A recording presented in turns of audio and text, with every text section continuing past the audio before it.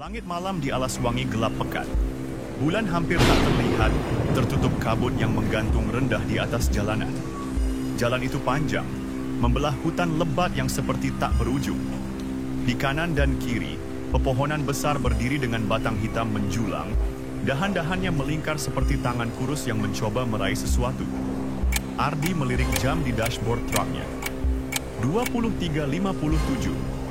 Masih ada waktu 3 menit sebelum tengah malam. Dia harus segera keluar. Sudah terlalu sering dia mendengar cerita bahwa jalan ini bukanlah tempat yang baik untuk berada saat jarum jam melewati pukul 12 malam. Namun, dia tidak punya pilihan lain. Ini satu-satunya jalur pintas untuk mengantarkan barang ke kota sebelah tepat waktu. Jika dia memilih jalur lain, dia harus menempuh perjalanan lebih dari 4 jam tambahan. Dan itu bukan sesuatu yang bisa dia lakukan. Suara mesin truk meraung pelan saat dia melaju di jalanan yang semakin berkabut. Lampu utama truk mencoba menembus pekatnya malam, namun jarak pandangnya semakin berkurang. Satu-satunya suara yang terdengar hanyalah dengungan mesin dan deru napasnya sendiri. Perasaan tak nyaman mulai merayap di dalam dadanya. Ini bukan pertama kalinya dia melewati jalan sepi di malam hari, tetapi ada sesuatu yang berbeda kali ini. Udara di dalam kabin terasa lebih dingin, seperti ada sesuatu yang menghisap kehangatan dari sekitarnya. Dia menggenggam setir lebih erat dan mencoba mengabaikan kegelisahannya. Namun saat matanya kembali ke jalan, jantungnya hampir berhenti berdetak. Di tengah jalan yang berkabut, berdiri seorang wanita dengan kebaya merah. Wanita itu tidak bergerak. Tubuhnya tegak, kepalanya sedikit tertunduk, dan rambut panjangnya tergerai menutupi sebagian wajahnya. Kain batiknya melambai tertiup angin, dan selendang merah yang melilit bahunya tampak bergerak perlahan, seperti hidup. Ardi mengerutkan kening. Siapa yang berdiri di tengah jalan pada jam segini? Dia menekan klakson keras-keras, berharap wanita itu akan menyingkir. Namun, wanita itu tidak bergeming. Dia tetap berdiri di sana, tubuhnya diam, tetapi selendangnya terus melayang seolah-olah sedang menari mengikuti irama angin. Ardi merasa ada yang tidak beres. Semua instingnya berteriak agar dia segera menekan pedal gas dan pergi dari tempat ini secepat mungkin. Namun, rasa penasaran menahannya. Dia mengulurkan kepalanya sedikit, mencoba melihat wajah wanita itu dengan lebih jelas. Lampu truk menerangi tubuhnya, tetapi bayangan aneh seolah menutupi bagian wajahnya. Lalu, wanita itu bergerak. Gerakannya perlahan, anggun, seperti seorang penari ronggeng di panggung. Dia mengangkat kedua tangannya, melingkarkan jemarinya dengan indah, lalu memutar tubuhnya. Ardi merasakan bulu kuduknya berdiri. Ada sesuatu yang salah dengan cara wanita itu menari. Gerakannya terlalu lambat, terlalu halus, tetapi tidak wajar. Lalu, dia menyadari sesuatu yang membuat darahnya membeku. Kakinya tidak menyentuh tanah. Wanita itu menari, tetapi melayang beberapa sentimeter di atas aspal. Napas Ardi tercekat di tenggorokan. Dia merasakan jantungnya berdetak semakin cepat. Ini bukan manusia. Apapun yang ada di depan truknya, itu bukan manusia.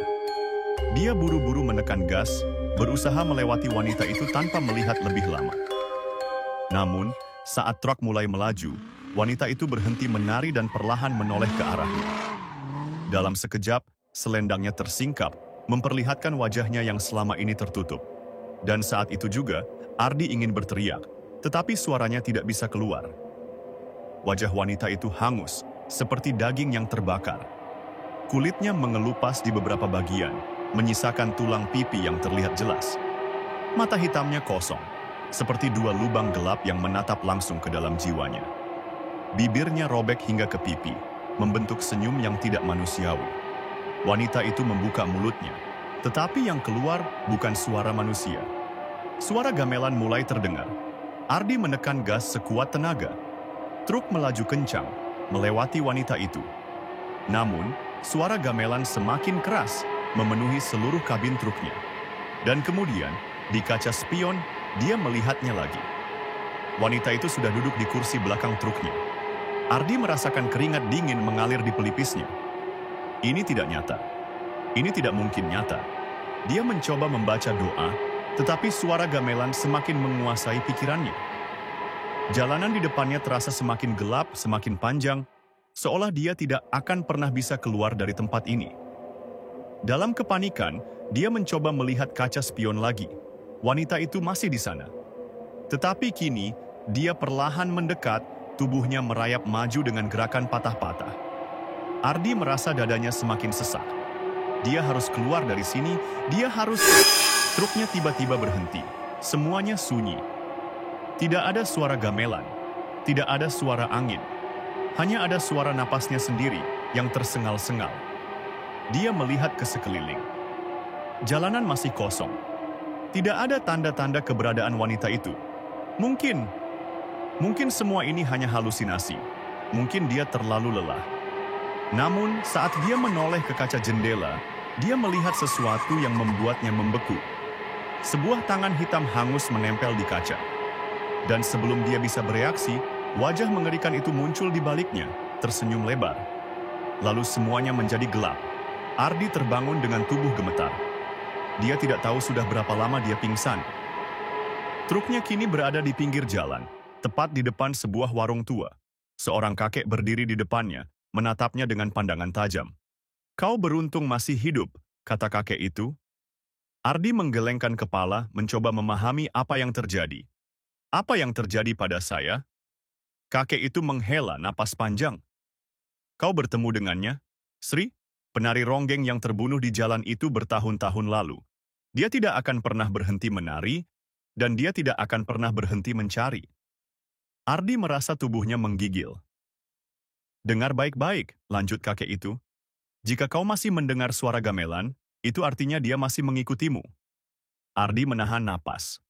Dan saat itu juga, dari kejauhan, suara gamelan kembali terdengar. Penari ronggeng itu masih ada, dan dia masih menari. "Jangan pernah melihat tarian yang bukan untukmu."